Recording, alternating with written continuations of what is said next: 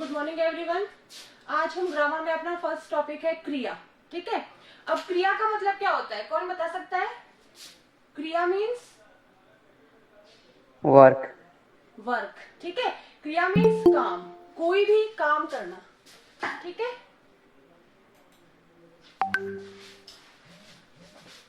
क्रिया मतलब क्या होता है? कोई भी काम करना। इसकी डेफिनेशन देखो, पहले हम डेफिनेशन लिखेंगे। ठीक है,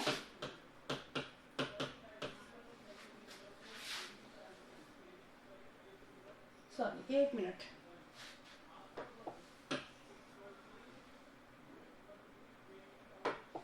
हाँ, जिन शब्दों से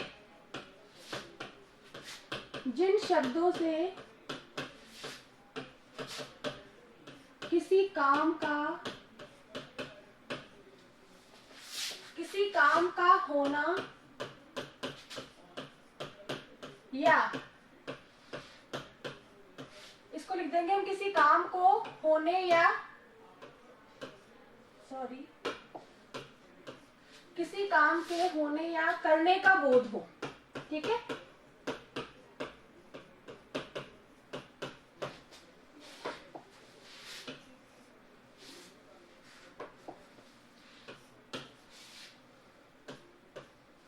उसे क्रिया कहते हैं। जब हम वाक्य पढ़ते हैं और बस हम जब वाक्यों को देखते हैं, उनमें कुछ ऐसे शब्द होते हैं जिनसे हमको पता चलता है कि इन शब्दों से कोई ना कोई काम हो रहा है।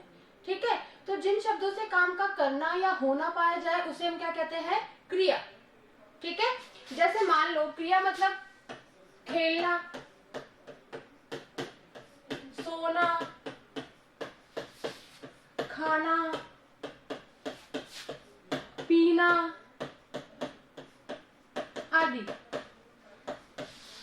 ठीक है, जैसे वो सोता है, रमेश खेलता है, मोहन पानी पीता है, रमेश खा रहा है, हितेश काम कर रहा है, लिख रहा है, पढ़ रहा है, रो रहा है, सो रहा है, गा रहा है, जा रहा है, आ रहा है, पी रहा है। ठीक है, वॉटेवर मतलब जो भी, जिन भी शब्दों से हमें ऐसा लगे कि इन शब्दों से पता चल रहा है कि कोई ना कोई काम हो रहा है, चाहे मतलब वाक्य ऐसे हो जिनमें हमें ऐसा हो कि इसमें कर्म है, और कुछ वाक्य हमारे पास ऐसे भी आते हैं जिनमें कोई कर्म नहीं होता है। जैसे वह सोता है, ठीक है, इसमें कोई कर्म नहीं है, इसमें कोई कर्म नहीं है कि वो कोई कार्य मतलब बहुत बड़ा कार्य नहीं कर रहा है, कोई कर्म नहीं कर रहा है, बस सिर्फ वो सो रहा है, लेकिन फिर भी ये किसके अंतर्गत आएगा? क्रिया के अंतर्गत आएगा। आई बात समझ में? अब क्या है, क्रिया की जो है,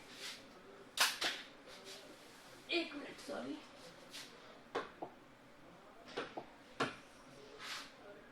जब ये उदाहरण लिखो तो पहले आप लिखना जैसे खेलना, सोना, खाना, पीना आदि। एक मिनट एडमिट कर लूं बच्चों को।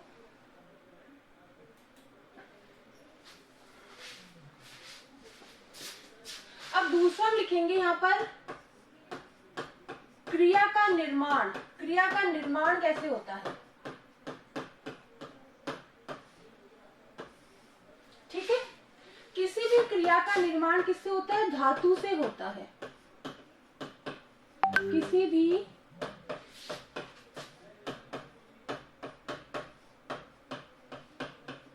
क्रिया का निर्माण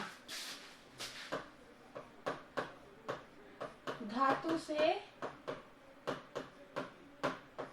होता है। ठीक है, अब धातु क्या है? धातु कहते हैं, क्रिया के मूल रूप को धातु कहते हैं। ठीक है, क्रिया के मूल रूप को धातु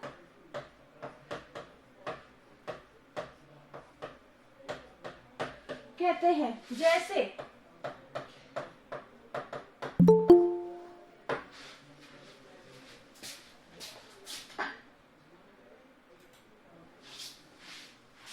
अब देखो, जैसे यहां बता रही हूं,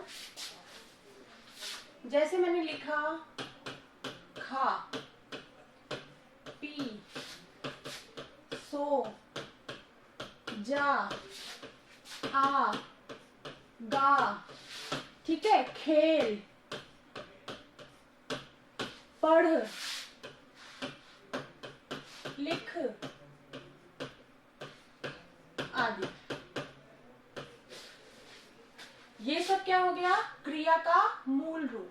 ठीक है, और क्रिया का जो मूल रूप होगा उसको हम क्या कहेंगे, धातु। क्या कहेंगे, धातु।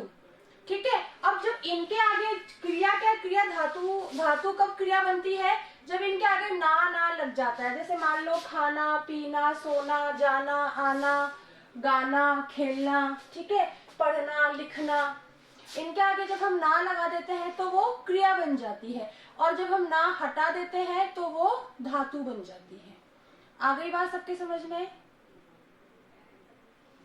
Yes ma'am. ठीक है, सबके समझ में आ गई। मतलब क्रिया का निर्माण कैसे होता है और धातु किसे कहते हैं, ये चीज, तीनों चीज सबको समझ में आ गई? जल्दी बताओ। Yes ma'am. Yes ma'am. आ गई, ठीक है। Yes ma'am. अब है ना,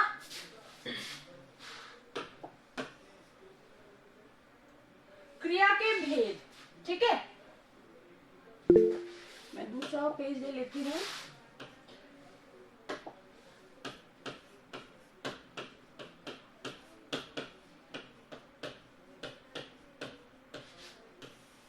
देखो, क्रिया के भेद है, पहले तो क्रिया के मुख्य भेद होते हैं दो। एक तो होता है कर्म के आधार पर,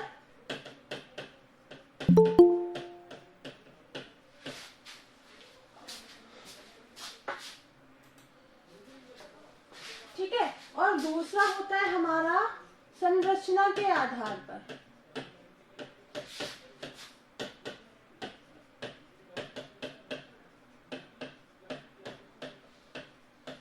ठीक है, कर्म के आधार पर क्रिया के कितने भेद होते हैं, कोई बता सकता है? दो। दो, कौन कौन से? अकर्मक, अकर्मक। हाँ, कर्म के आधार पर क्रिया के दो भेद होते हैं, अकर्मक और सकर्मक। ठीक है, संरचना के आधार पर हमारे होते हैं, पहला भेद होता है सामान्य क्रिया,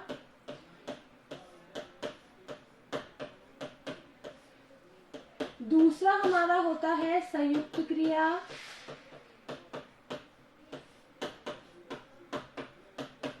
ठीक है, तीसरा हमारा होता है नाम धातु क्रिया,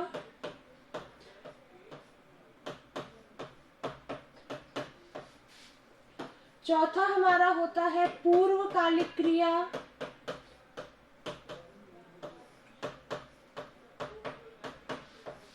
और पांचवा हमारा होता है प्रेरणार्थक क्रिया।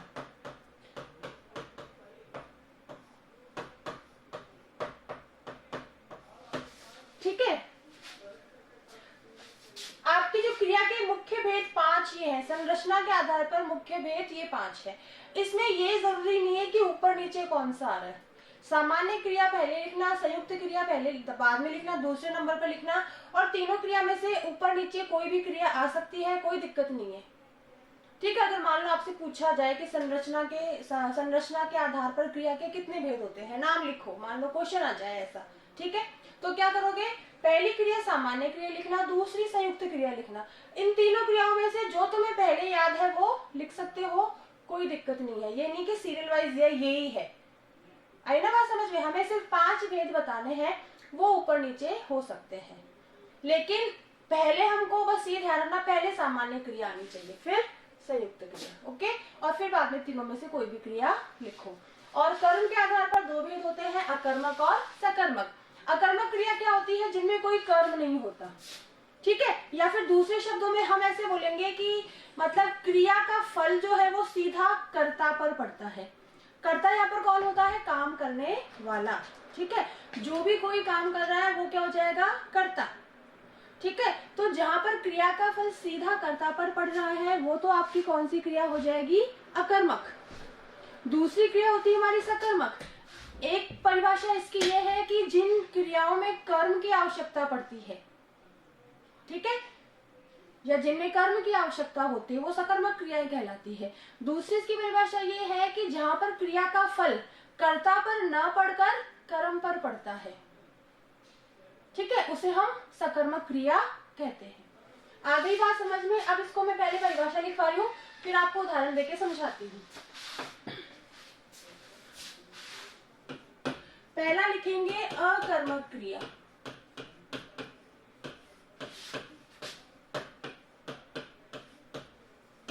ठीक है,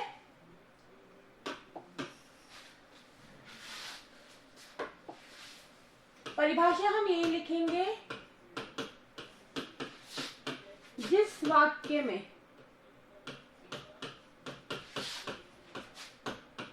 क्रिया का सीधा फल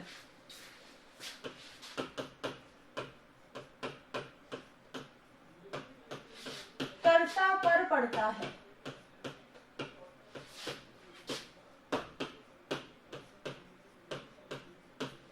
उसे हम अकर्मक क्रिया कहते हैं। जैसे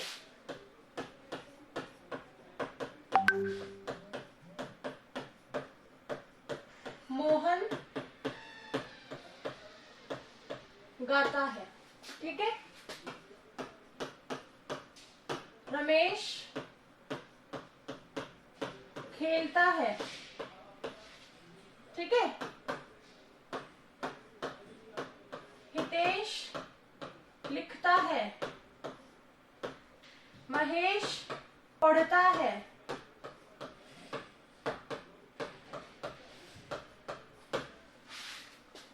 अब यहाँ पर हमारे पास क्रिया है, क्या है? गाता, खेलता, लिखता और पढ़ता।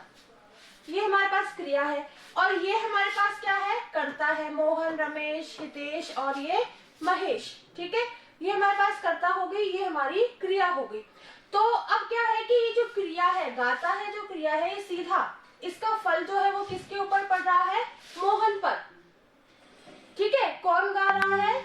मोहन गा रहा है। कौन खेल रहा है? रमेश खेल रहा है। कौन लिखता है? हितेश लिखता है, ठीक है। और कौन पढ़ता है? महेश पढ़ता है। आई बात समझ में? तो ये ध्यान रखना है कि बीच में हमारे कोई दूसरा कर्म नहीं है। अगर मान लो मैं यहाँ पर लिखती कि मोहन गाना गाता है, तो ये हमारी क्या हो जाती? सकर्मक क्रिया, क्योंकि गाता है का फल किसके ऊपर पड़ रहा है? गाने पर। क्या गाता है? गाना गाता है, ठीक है। फिर खेलता है, रमेश फुटबॉल खेलता है या रमेश क्रिकेट खेलता है, तो खेलने का फल किसके ऊपर पड़ रहा है? कर्म पर, ठीक है। बीच में कर्म आ रहा है, बीच के जो शब्द होंगे वो हमारे क्या होंगे? कर्म होंगे। क्रिया मतलब किसके ऊपर जाएगी? पहले गाने पर। जैसे मान लो ये गाना गाता है, तो रमेश गाना गाता है, तो गाता है, क्या गाता है? गाना गाता है। अभी मैं आगे समझाती हूँ। और सकर्मक क्रिया की पहचान के लिए जब हम अगर उस क्रिया के वाक्य को देखकर प्रश्न बनाते हैं, क्या से, क्या करता है, क्या गाता है, और हमारे पास आंसर आता है, तो वो आपकी सकर्मक क्रिया होती है। आई बात समझ में? ठीक है, तो देखो ये हमारी हो गई अकर्मक क्रिया। अकर्मक क्रिया आपको समझ में आई सबको? Yes, ma'am. क्या देखना है हमें कि क्रिया सीधा किसके ऊपर जा रही है, ठीक है, कर्ता पर जा रही है या कर्म पर जा रही है। जहां पर कर्ता पर जा रही है वो आपकी अकर्मक क्रिया होगी, और जहां पर कर्म पर जाएगी वो आपकी सकर्मक क्रिया होगी। आई बात समझ में? ठीक है, आगे चलूं, सकर्मक समझाऊं? ये समझ में आ गए सबके? Yes ma'am. ठीक है, मैं क्या करूंगी, मतलब तुम्हें एक बार पूरी क्रिया समझा के फिर एग्जाम्पल के द्वारा नेक्स्ट डे तुमसे ही पूछूंगी कि इसमें कौन सी क्रिया, इसमें कौन सी क्रिया, इसमें कौन सी क्रिया है, ताकि मान लो तुम्हें अगर क्लियर नहीं भी होती तो वो और अच्छे से क्लियर हो जाएगी, और जिनको हो जाएगी वो तो बताएंगे आंसर की कौन सी क्रिया है। ठीक है, चलिए दूसरी क्रिया अपनी है सकर्मक क्रिया।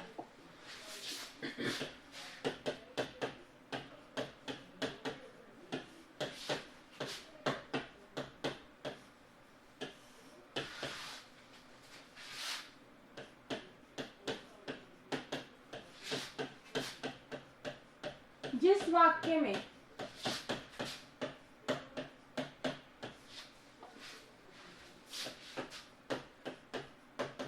क्रिया का सीधा फल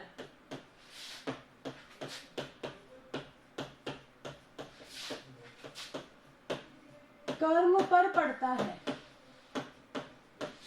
उसे हम सकर्मक क्रिया कहते हैं। जैसे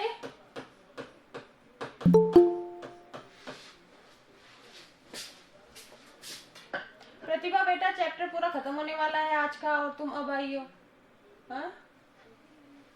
टाइम से आया करो बेटा, सारे बच्चे टाइम से आया करो, ठीक है ना। तुम लोग बाद में आओगे और अभी तुम्हें पता है कि है ना, हम फिर भी रीडर में एक बार फिर भी क्वेश्चन आंसर्स याद कर लेंगे। चलो हम उसको पढ़ लेंगे, चैप्टर पढ़ लेंगे तो हमें एक बार थोड़ा बहुत समझ में आ जाएगा। लेकिन ग्रामर जब तक खुद आके तुम टाइम पर नहीं समझोगे तब तक तुम्हें ग्रामर समझ में नहीं आएगी। वैसे हमें जो क्रिया है, संज्ञा, सर्वनाम शुरू से पढ़ते आ रहे हैं, लेकिन फिर भी अभी कितने बच्चे ऐसे होंगे जिनको ये आती नहीं होगी, ठीक है ना। तो जब हमारा मैंने कल भी बताया था क्लास लेने से पहले आप लोगों को कि कल मैं ग्रामर पढ़ाऊंगी कल से, तो प्लीज ग्रामर की क्लास डेली और टाइम से अटेंड करना। 10 मिनट तो मैं पहले 8:30 से मीटिंग छोड़ के 10 मिनट मैं खुद भी वेट करती हूँ कि बच्चों को आने में टाइम लग जाता है, ठीक है ना। तो ग्रामर आप लोगों की सबकी क्लियर होनी चाहिए। सब लोग बेटा टाइम से ज्वाइन किया करो। अब क्या है, सकर्मक क्रिया। जिस वाक्य में क्या क्रिया का सीधा फल कर्म पर पड़ता है उसे हम क्या कहते हैं, सकर्मक क्रिया। जैसे मान लो मैंने लिखा मोहन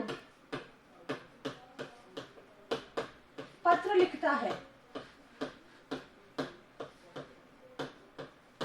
ठीक है। तो ये लिखना क्रिया हो गई, सबको पता है। और ये क्या लिखता है, पत्र लिखता है। इस लिखने का फल किसके ऊपर पड़ रहा है, पत्र पर पड़ रहा है। आई बात समझ में। लिखने का फल मोहन पर नहीं पड़ रहा है, ध्यान रखना। लिखने का फल पत्र पर पड़ रहा है, पत्र लिखता है, ठीक है। मैंने लिखा मान लो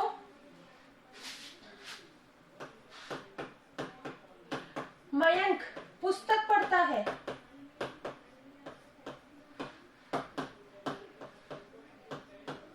ठीक है। क्रिया क्या हो गई, क्रिया इसमें बताओ, पढ़ना। और इसका फल किसके ऊपर पड़ रहा है, पुस्तक पर। तो क्या हो गई, ये कौन सी क्रिया हो गई, सकर्मक क्रिया। आई बात समझ में सबके, यस मैम। ठीक है। जैसे मान लो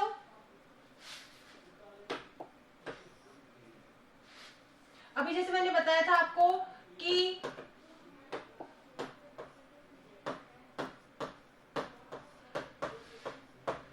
हितेश क्रिकेट खेलता है,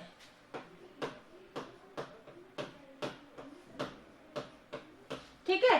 क्रिया हो गई खेलता, सबको पता है। और इस खेलने का फल किसके ऊपर पड़ रहा है, क्रिकेट के ऊपर, ठीक है। तो ये आपकी हो गई सकर्मक क्रियाएं। आ गई बात सबके समझ में। Yes ma'am. Yes ma'am. और जो अपनी 5 क्रियाएं हैं जो दूसरी संरचना के आधार पर, वो हम कल कंटिन्यू करेंगे, ओके, ठीक है। Okay ma'am, Bye, thank you everyone. Ma'am. Okay बेटा। Thank you ma'am.